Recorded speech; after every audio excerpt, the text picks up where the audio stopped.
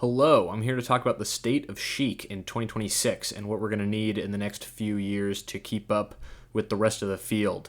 Sheik is a character who obviously came off the bat in Melee very strong, and with the exception of Jmook, has certainly been on a decline in recent years, and I feel like the rest of the metagame has been advancing a lot faster than she has. So if we're looking at our best and brightest, one James Mook, we're going to look at some of these past performances of his, and there's a bit of a pattern. Starting last year with Nouns Bowl, right? Losing to Josh Man and Moth. Okay, that's one Fox. Full House, Aklo, that's another Fox. Tipped Off, Panda, and Sunsei, double Fox. We're now at 4. Supernova was an anomaly, Ginger and Ben. And then we get Ice Climbers and a Fox, Zamu, at Collision. Riptide, Fox twice, both Cody Schwab. Nouns Invitational, Cody twice. Genesis X3, Cody twice. So if I haven't made myself clear at this point, there's quite obviously a Fox problem that is stopping Sheik from achieving what she wants to achieve. Kind of reminds me of that clip from Shrek 2. Oh, no ogres. Let's see, Snow White, a handsome prince. Oh, no ogres. Sleeping Beauty, oh, no ogres. Hansel and Gretel, no. Thumbelina, no. The Golden Bird, the Little Mermaid, Pretty Woman, no, no, no, no, no. It's just all Fox is the dream killer for us. And I think that, for me personally, when I look at Sheik, there is one matchup, and that is against Fox McCloud. Everything else is just a derivative of this one matchup, right? You play against Falco, yes, sure, you have to learn how to play against lasers, but the punish game is similar enough that you can carry pretty much all of it over. And for the other characters, it's just all principles that you learn in the Fox matchup, right? Don't grab against Jigglypuff and don't grab against Ice Climbers, and pretty much everything else is going to play out in a similar enough way that you're probably going to be good to go. So Sheik Fox, I like to describe as having a knife against someone that has a sword, right? Like, first of all, you're just outgunned and neutral, and at the same time, if they get in, if they hit you in the leg with a sword, the leg's coming off, you're dead. If you hit them with a knife in the leg, they have a wound, right? And they're still fighting. And so I think it's something where not only do we have to be a lot more careful about how we're getting in, but when we do get in, we have to hit really, really hard and kind of know the exact points that we want to hit. Otherwise, we're just going to be outgunned in the long run, and it's going to all come up terrible for us.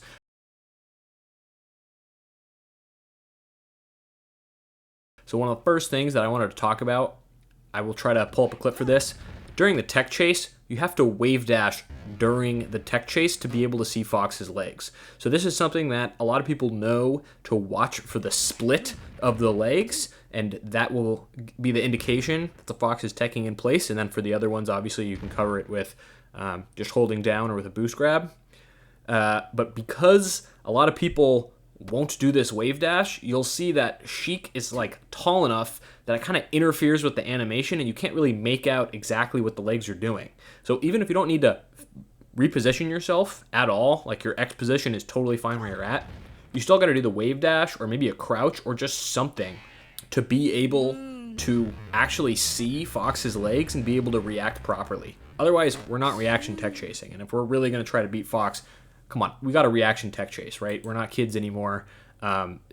People know what crouch canceling is. We got to be grabbing pretty much every time if we want a chance against this character. We have one weapon against Fox, which is the tech chase, the infinite Tsukumori. So let's pretty much go all in, I say, on optimizing that as much as possible and really just actually performing it in the first place. I think also doing the wave dash helps you keep your timing with being able to grab after, which is also really important, just another reason to do it. But you need to be able to see the legs. So if that slight DI behind or when they're DIing right on top of you, which if they're good, they're going to be doing a lot of times at low percent, we got to be ready for that.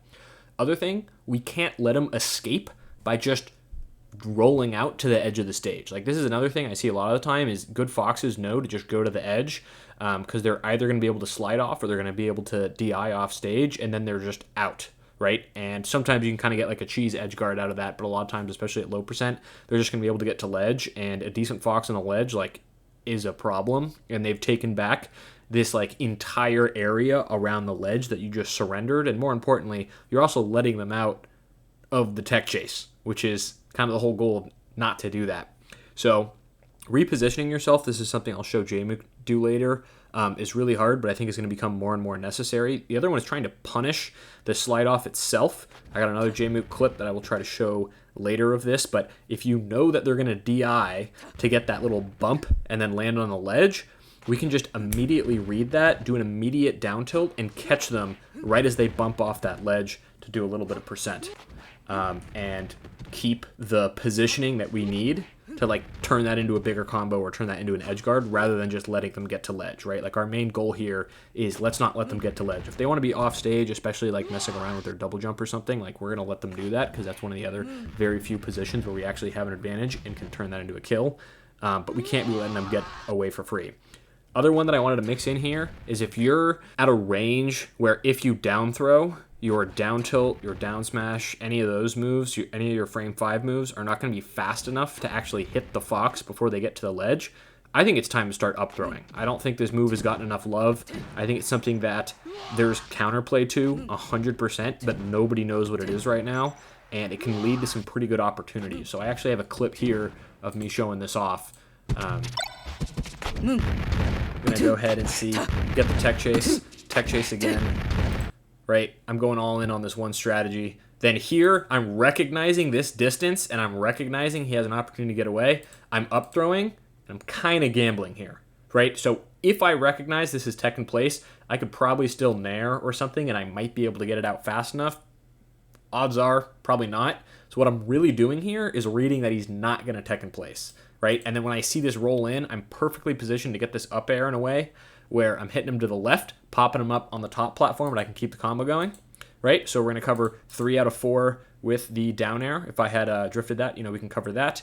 Then reading that he's going to hold in here is why I do the dash attack, and then we're just going to kill him off the top with an up smash, right? If we don't need to edge guard, let's not edge guard. And I know this is against Falco, but obviously all the same principles apply in terms of when we're comboing them, like the offense is mostly the same. But these characters have such good recovery mix-ups that, like, even if it's relatively easy to gimp them, like, let's not play the mix-up game, right? The better the opponent, the better they're going to be able to recover, even when we knock them off stage, even when they don't have their double jump, right? All of their special moves, except for laser, even arguably laser, can do something to help them recover, and they have a double jump, and they have a wall jump, and they have an edge guard. If we can just kill them, let's just kill them outright. Other thing, I'm a big proponent. I know I just showed a dash attack here, but I would say, honest to God, I don't think dash attack has a place in Sheik's kit outside of very niche situations in 2028. And yes, I did pick 2028. That's somewhat arbitrary, but at the same time, I think it's going to be about 2 years until a lot of this stuff kind of becomes more mainstream. I just think that against decent players, they're going to DI that well enough consistently that it's turning opportunities where you can get something else into just nothing.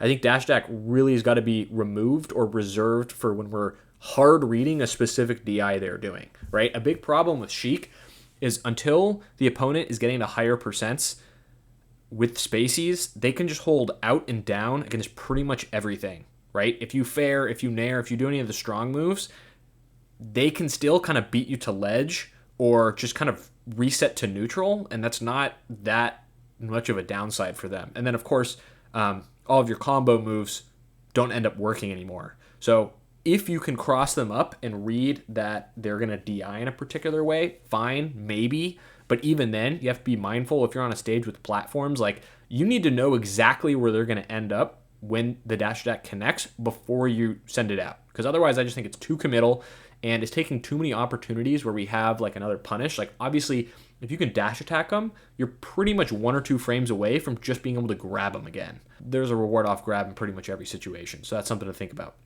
But I feel like this is also something, I came up dash attacking Fox, right? If you're a Sheik, probably the first time you beat a Fox in tournament was because you could actually dash attack and then fair them at that kind of about 100% range. So I understand this is like ingrained into us, but I think it's the same thing as like grabbing versus puff, where, grabbing feels great. And when it works, oh my gosh, it works so well and it pays off and I love it.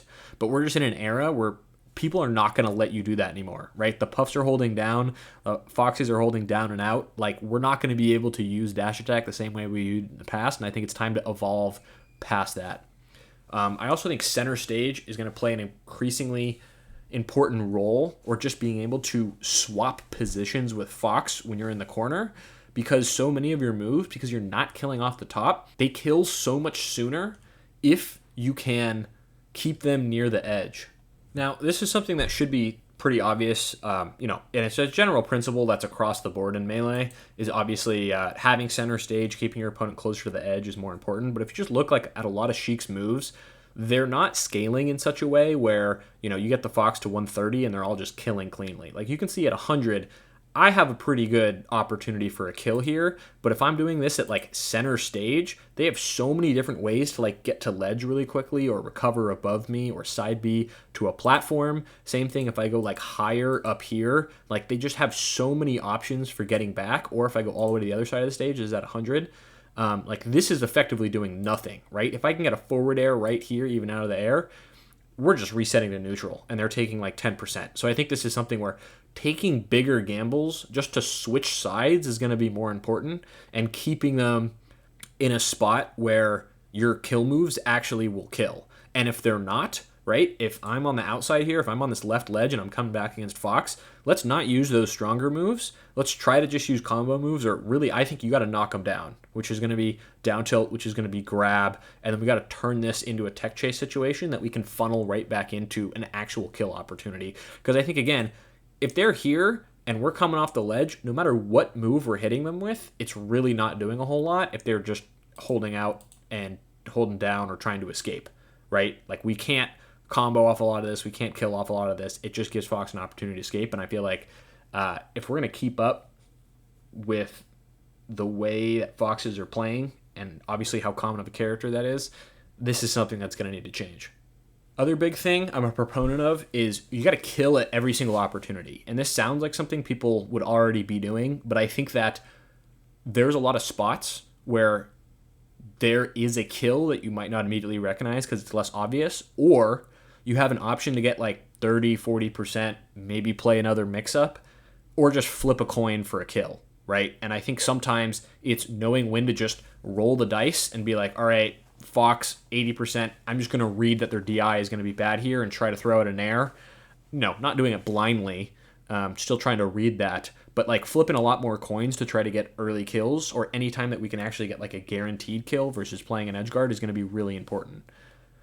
I think also the biggest way this shows up in recognizing when we can up smash. So this clip, again, was a perfect example of what I'm talking about, where here, I could have up tilt, I could have forward aired them the other way, but obviously up smash kills, and so there's no reason to even consider anything else. Let's just stick with this. If they catch up with this part of the metagame, we can adapt later, but there's a lot of times where these up smash kills come into play, and there's very little that they can do to DI it, which is, again, why Fox has such a strong advantage against Sheik, is there's no thought about stage positioning or where you are or if you can OMS attack. If you're a Fox and the Sheik's at 100%, up smash always kills, period, right? And that just simplifies the game plan so much that I think, same thing with Sheik, there's no opportunities for you to hit this move in neutral that are going to come up even somewhat regularly. So what we need to start doing is mapping out all of the ways we can hit a move and have it result in an up smash, and then those are the things that we're going to be trying to go for around those percents, especially if you look, this guy's at 92 before the hit. This move kills quite early, and being able to pick off a couple of those spots, I think, is going to be really important to not have to play the rest of their game, to do the edge guards where we can get reversaled, stuff like that. Last one that I'll briefly touch on that I think Jmook is doing, but I think is really, I don't actually know how viable this is going to end up being, is jumping into Shine and then trying to get some sort of reversal off of that. So in theory, if you're someone who's doing a short hop fair or something, if you were using Z, or if you're doing a Nair, you're doing it with Z, and they run up and shine you out of it, if you get hit on a specific frame, it actually turns into a grab for you. So this is something that you can kind of time this in a way where maybe it'll cover multiple things. I don't know too much about that. I haven't spent that much time thinking about it, but I think it's something to be checked in on later. Other one that I think is really important, be invincible during your edge guards. I think this is something that so often a Sheik will hit someone off stage, they'll hold onto the ledge, they'll wait, they'll try to do a back air, they'll trade, the Fox will recover, they'll get hit by the uppie a second time, right? So they're taking 30%, and then they get shined, they get back air, they're off stage. And even if you're at 60, we all know that that's just a funnel into death. So when we're edge guarding, I think staying invincible as long as possible, right? Using your ledge refreshes over and over so you don't have to worry about spacing the back air in any way other than just hit them, right? And then you don't have to worry about trades either. Fox up B is probably one of the hardest moves in the game to not trade with, and trading with it can also be disastrous in like so many ways, especially when you're at higher percent, that I think it's something that we just have to be invincible as often as possible when we're edge guarding. I don't think it's something that, it's not a choice anymore if we want to play at that kind of top level. It's really also like not terribly hard to do. And if we can't be invincible, I think it's almost a spot where we want to just give that up and play for something else. There's also definitely some better STI and defense options that we can advance. I think one is knowing certain percents that you will be popped up in such a way that you get out of the combo really quickly. I think one example of this is up throw, where if you're at a percent where the up throw is going to send you a little bit under a platform, that's not really helpful. And if it sends you way above the platform, the Fox can just continue the combo. If anything, it makes it even easier. But if you're at one of these like sweet middle percents where you're going to perfectly land on that platform and actually have like some frame advantage to get away, I think keeping these in mind and then playing in ways where you're not as afraid of that in neutral is going to be important. So like if I know that at 30% I can perfectly get to the Yoshi's top plat, maybe if I'm in the middle of the stage, I'm way more inclined to shield or hold down. Because if I get grabbed, I know, okay, they're going to send me straight up to top plat, and I'm actually going to be able to play a mix-up to get out rather than just eating 3 up airs, right? So I also have some other clips here that I wanted to go over. This first one is a set between Kevbot and Porkers. This is at one of the Philly locals, and I wanted to go over every single time that we see a dash attack land from Porker's end. And I think this is something that time and time again, it's just not going to work for Porkers, and we're like giving up other opportunities that we could be doing other things.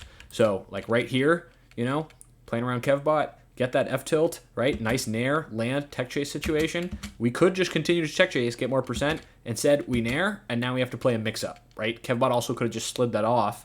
This is another thing you got to think about when you're getting the dash attack, is even if you land it cleanly, if they're at a percent where they can kind of do that defense thing I was just talking about, where they land perfectly on the platform, bro, they have frame advantage. They're actually getting away from you, right? Like, especially they can just hold shield. You can't get up here and grab fast enough.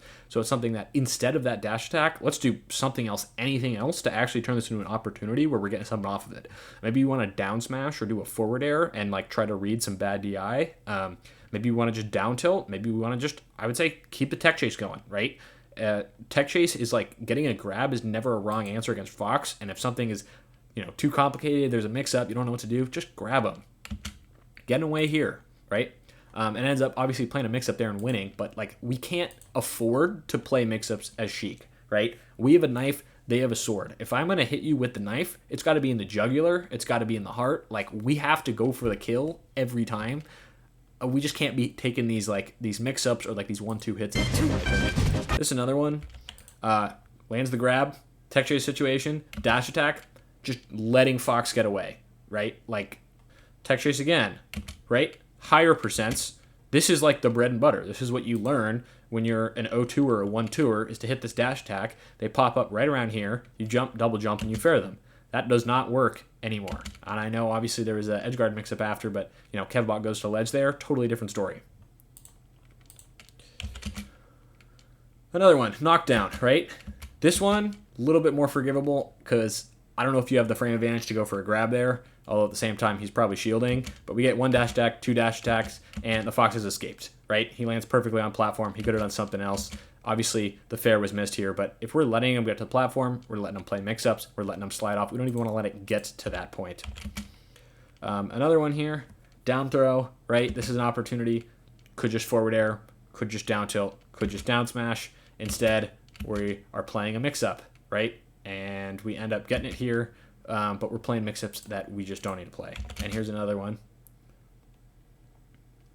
This is actually the most successful of all of them because we hard read that DI and we knew that they would end up here, right? So this is something where the Fox can't get to platform, right? Even if he pops straight up, there's no platform to save him.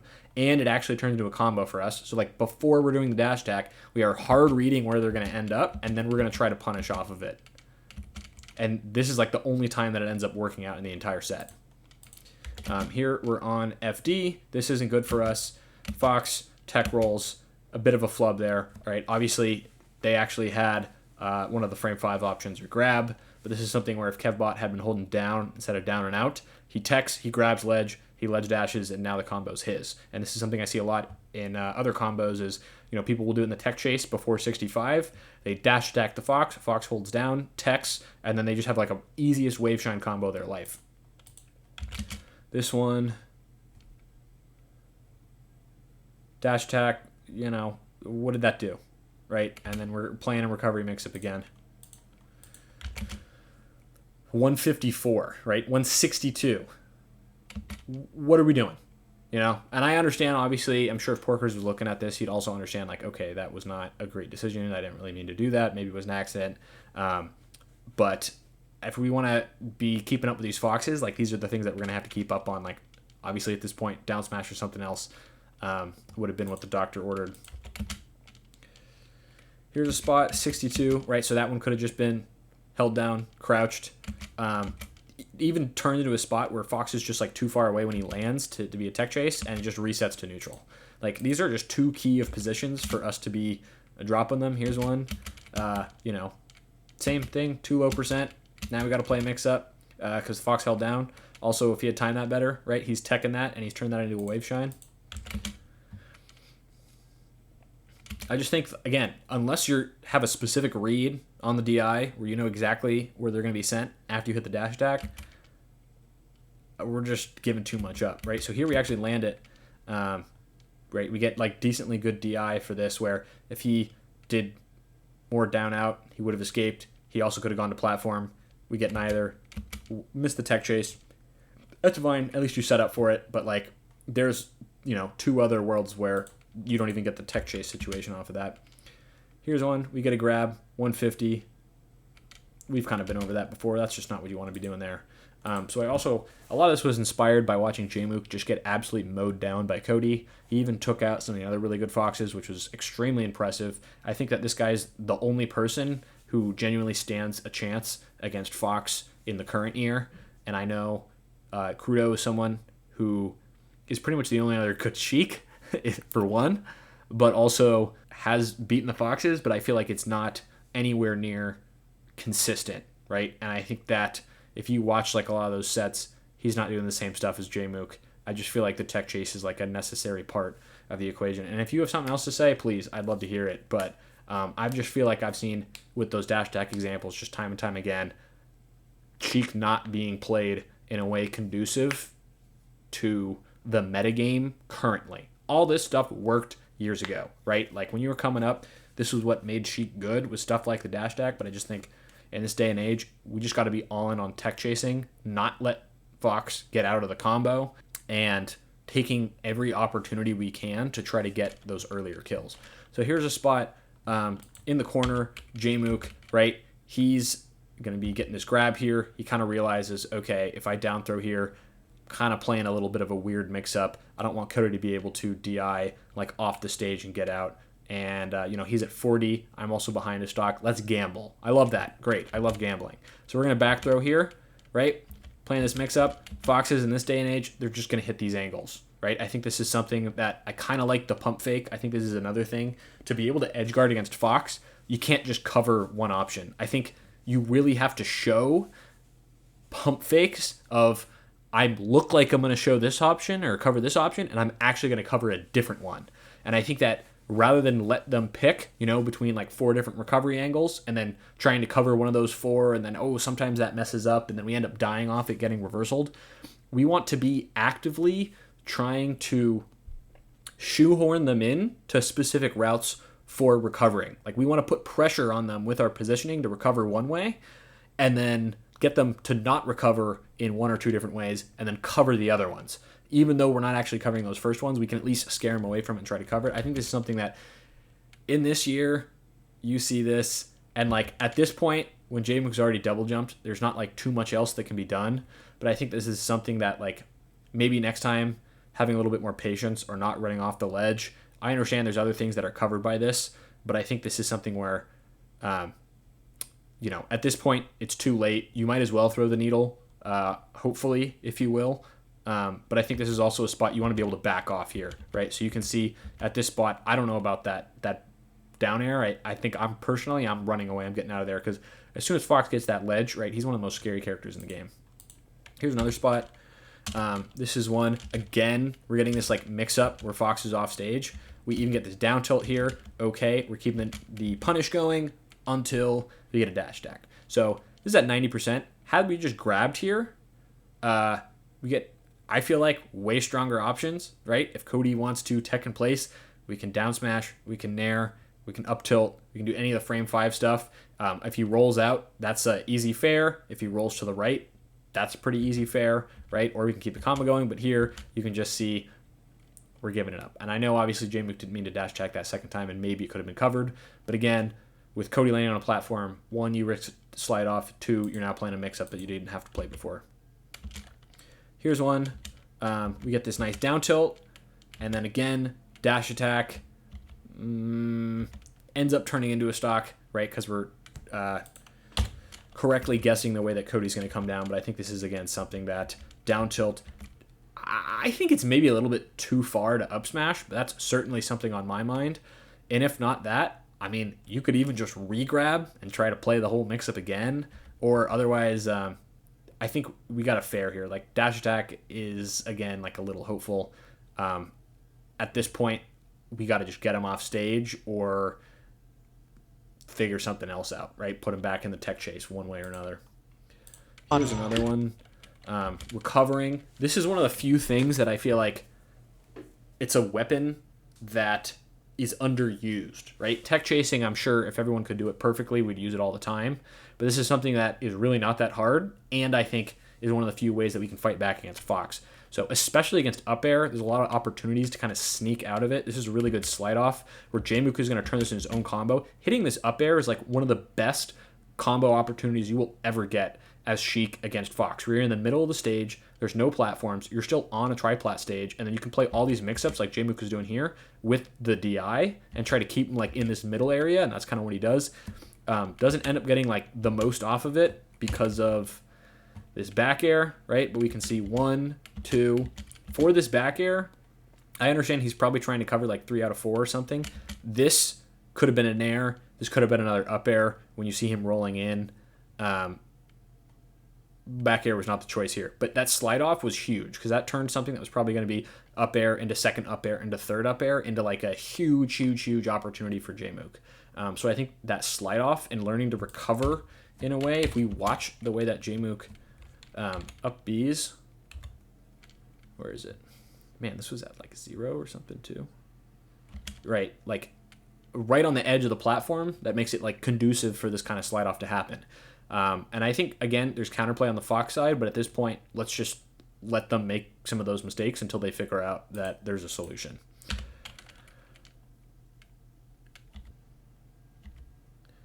Dash stacking again. What do we get off of it? Nothing. So I just wanted to throw that on there. Even J-Mook does this, and I think that that's one of the biggest opportunities for growth for this character is really just taking dash attack off the table, except for extremely select situations. Here is, we have this edge guard. This is what I was talking about with the invincibility. Here's my play in this spot, right? We have Cody. We've done all this nonsense. We've gotten this forward air. We're playing this mix-up. We even hit this needle, which is a little risky. Grabbing ledge. I'm dropping, and I'm waiting. And you're going to see right away the Fox is going to be at one of several heights. If they up B anywhere in this top area, when you drop, you can see J-Mook even fast fall. I wouldn't even fast fall. I would just drop off here. If they up B anywhere in this area, you can kind of do that soft back air, rinse, repeat. And if you can see that they're this low, you actually go back to ledge, and then you'll be invincible when they're rising. Then you can do like an invincible back air versus this. Now we can see Jake used up all of his invincibility. Now he's dead, right? Like, we can't risk that. And especially, this is a spot, if Fox gets back to ledge before you, and you're at any percent over, like, 30, you're pretty much going to be dead. He's going to knock you off. He's going to wave shine you across the stage. You're taking way too much damage. Getting reversaled is way, way worse than not closing out the stock. And I think that's something where there's, like, a pretty clear game plan here, right? If we just dropped, we just recover, and then we can do like that weak back air. The other thing you can do is if they're low enough, you can do a strong move as you're coming up, do like a nair or a forward air, and then if they tech, as long as they're low enough that they can't like wall jump side B, it forces them to up B, and you can usually pick them off there. But that obviously is just not something that we can have in future years. Aiming for 2028, I want no Sheiks doing that, right? If we're going down there, it's with invincibility. Otherwise, they can come to us where we will have invincibility and we'll fight them off there. Here is something versus Josh Man that I think demonstrates some of the stuff that Jmook is doing really well. So first of all, tech chase, right? Obviously, everyone knows that's really good. Here's a spot where Josh is trying to get to the corner and try to get away, doing this like pivot so that we can cover this spot and not let him back us into a corner, right? Because if Jake's on the other side, Josh holds to the left, and all of a sudden, Jmook, like, you can't back up and cover that. And then it's taking the tech chase away and turning it into something else. And when the Fox is at 62, like, we're not done with him yet. So turning this into a spot where we're continuing that tech chase, get another one. Then here, hold him down. This is an opportunity, 78. Like, we need to get something maybe a little meatier. I guess he just reads there. He wasn't comfortable with that. Dash attack, again with a read, right, that he's going to hold a particular direction, crossing him up so that that DI turns into something he wants, and like identifying very early that there's a kill on the table and hitting that early. So am I thrilled about that dash attack usage? Actually, I don't have a huge problem with it because I think, it was a read on the DI. That was the coin flip, right? That I'm like, rather than try to, do something with forward tilt, try to play like some other situation, like every once in a while, I think we do actually just have to flip the coin. And then once the coin is flipped and he has that DI, that's heads. That's success for us. We need to capitalize as much as possible, and that's exactly what Jmook did there. I'd love to see that. Other one.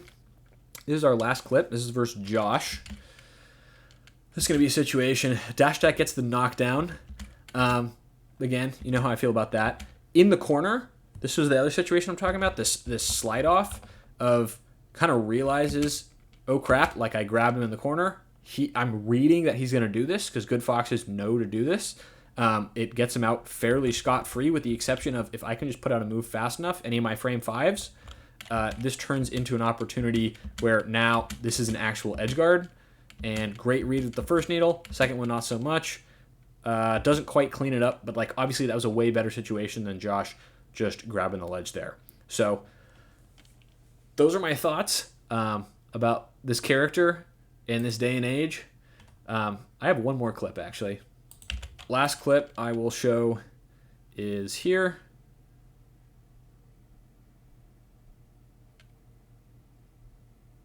Yeah, this is an opportunity for us to clean up an earlier kill. So you can see we do all this, we up tilt, and then instead of doing this jump and getting the forward air, and then all of a sudden, we got an edge guard and, Kevbot's back.